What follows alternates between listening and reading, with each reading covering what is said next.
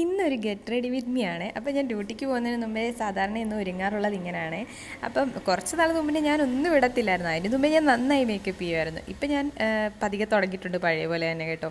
അങ്ങനെ ഞാൻ എൻ്റെ മോയ്സ്ചറൈസറും സൺസ്ക്രീനൊക്കെ ഇട്ട് കഴിഞ്ഞിട്ട് ഞാൻ വിചാരിച്ച കണ്ണങ്ങ് എഴുതി കൊടുക്കാമെന്ന്. ആദ്യം വിചാരിച്ച താഴെ മാത്രം കണ്ണെഴുതാമെന്ന്. പിന്നെ ഓർത്തു രണ്ട് കണ്ണും എഴുതാം. ഈ ഡ്രസ്സിന് രണ്ട് സൈഡും കണ്ണെഴുതുന്നതായിരിക്കും നല്ലത്. അങ്ങനെ മേളിലും കണ്ണൊക്കെ നല്ല വാലിട്ടാണ് ഞാൻ എഴുതി കൊടുക്കുന്നത്. പിന്നെ നിങ്ങൾ വിചാരിക്കും എൻ്റെ കണ്ണിന് ഈ കാണുമ്പോൾ എന്താ ഈ ചുമന്ന് ഒരുമാതിരി കിടക്കുന്നതെന്ന്. അത് ആരും ഇടിച്ച് കളിക്കൊന്നുമല്ല, എൻ്റെ കണ്ണിലൊരു മറുകുണ്ട്, അതാണ്.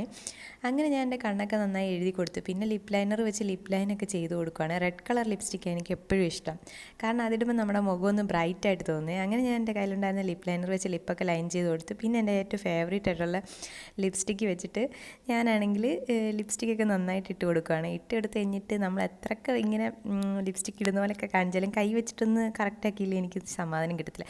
പിന്നെ കയ്യിലുണ്ടായിരുന്ന